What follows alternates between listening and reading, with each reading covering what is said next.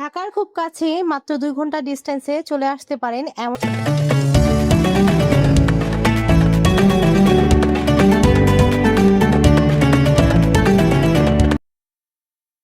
Hello viewers, আসসালামু আলাইকুম। সবাইকে ঈদ মোবারক, ঈদের অনেক অনেক শুভেচ্ছা। আজকে আপনাদের সামনে ঈদের দিনে সারাদিনের ব্লগ শেয়ার করব। আজকে সারাদিন কি করলাম আর সেই সাথে আজকে চলে যাব ঢাকার খুব কাছে টাঙ্গাইলে অবস্থিত ওয়ালটন খামার বাড়িতে। সবকিছু নিয়েই থাকবে আমার আজকের ব্লগ। এখন ঘড়িতে সকাল ৯টা বাজে আর ঈদের নামাজ শেষ হওয়ার পরই মসজিদের হুজুর বের হয়ে পড়েছেন প্রতিটা বাসায় কুরবানি দেওয়ার জন্য। তো নামাজটা শেষ হওয়ার পরই সবাই গরু নিয়ে প্রস্তুত হয়ে রাস্তায় দাঁড়িয়ে থাকে দুই পাশে লাইন দিয়ে। তো হুজুর এক একটা বাসার সামনে দিয়ে যান এবং কুরবানি দিয়ে যান। তো এই তো এখানে আমাদের বাসার নিচেও কুরবানি শেষ হয়েছে এবং পরবর্তীতে আমাদের যে পরের বাসাটা সেই বাসা থেকে কুরবানি দিয়ে হুজুর বের হলেন। আমি রান্নাঘর থেকে দেখছিলাম, কাজ করছিলাম আর দেখছিলাম। আর এই তো এখন উনি গলির ভিতরে যাবেন। এই গলির ভিতরে যতগুলো বাসা আছে সবগুলো শেষ করে তারপরে আবার সামনের দিকে যাবেন। এখন বেলা ১টা বাজে আর আমার হাজবেন্ড চলে এসেছেন মাংস কুরবানি হওয়ার পরে। তো এই যে এখানে মাংস নিয়ে এসেছেন আর আমি আর উনি মিলে ভাগ করছিলাম মাংসগুলো। আর এই তো এটাতে ভুঁড়ি আছে আর মাথার মাংস আছে। এটা পরবর্তীতে রাত্রেবেলা দেখা যাবে যে ভুঁড়িগুলো পরিষ্কার করতে হবে। সব ভাগ মোটামুটি কমপ্লিট করেছি আর এই তো এখন আমরা এগুলো গুছিয়ে তারপরে ফ্রেশ হব। বাচ্চাদের আগেই গোসল করে দিয়েছিলাম আর ওদের বাবা সকালে গোসল করে উঁচু করে তারপরে মসজিদে গিয়েছিল। আমি এখন গোসল করে নিলাম আর এই তো মেয়েকে রেডি করে দিয়েছি। সে বলেছিল যে তাকে একটা ছবি তুলে দিতে। তো এই তো তাকে ছবি তুলে দিচ্ছিলাম আর কয়েকটা ভিডিও শুট করছিলাম। কালকে রাত্রে কাজের ফাঁকে ফাঁকে ওকে একটু মেহেদি দিয়ে দিয়েছিলাম হাতে। বাচ্চা মানুষ দেখা যায় যে মন খারাপ করে। তো আমি আর দিইনি, আমি একদিন পরে সব ঝামেলা শেষ হওয়ার পরে হাতে মেহেদি দিব।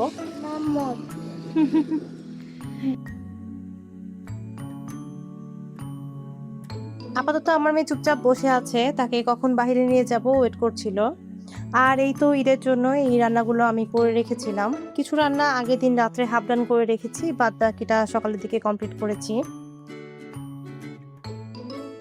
আমার মেয়ে একটু সকালে ব্রেকফাস্ট করেছিল। আমি আর আমার হাজবেন্ড সারাদিন কিছুই খাইনি। এখন ঘড়িতে 4টা বাজে। এখন ইনশাল্লাহ খাওয়া দাওয়া করব, তারপরে একটু বাহিরে যাব। সবার পছন্দের একটা দুইটা আইটেম করতে করতে দেখা গেছে যে অনেকগুলো আইটেম হয়ে গেছে। আর কালকে কিছু রান্না করব না, মোটামুটি 2 দিন এগুলো দিয়েই চলবে। ঈদের পরে চিন্তা আছে যে বাবার বাড়িতে যাব। তো আর কিছু রান্না বান্না ঝামেলাতে যাব না, এই জন্য একেবারে রান্না করে ফেলেছি।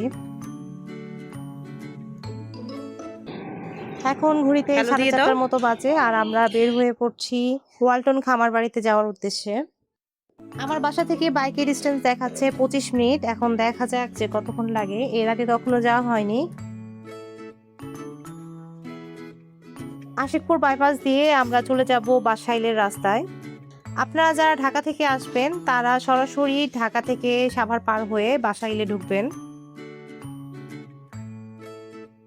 ওয়ালটন খামার বাড়ি মূলত ওয়ালটন গ্রুপের ভাইস চেয়ারম্যান নুরুল আলম রিজভীর একটি প্রতিষ্ঠিত ব্যক্তিগত এবং পারিবারিক কৃষি ও ডেইরি খামার। খামার বাড়িটি মূলত কোনো বাণিজ্যিক পর্যটন কেন্দ্র নয়, তবে সাধারণ দর্শনার্থীরা চাইলে ছুটির দিনে অথবা সাধারণ সময়ে খামার বাড়িটি বাহির থেকে দেখতে পারেন।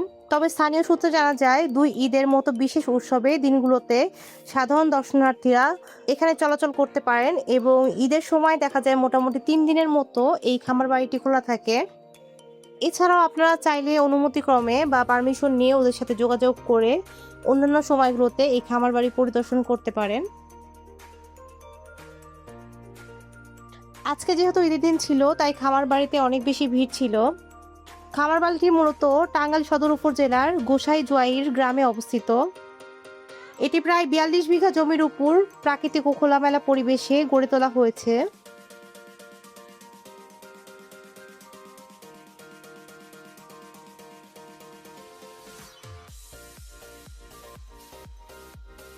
উঁচু বেশ কয়েকটা টিলার মতো করা হয়েছে আর এই তো এই টিলার উপরে মানুষজন অনেকেই উঠছেন এবং এখান থেকে প্রায় ওয়াচ টাওয়ারের মতো সবকিছু দেখা যায় খুব সুন্দর করে।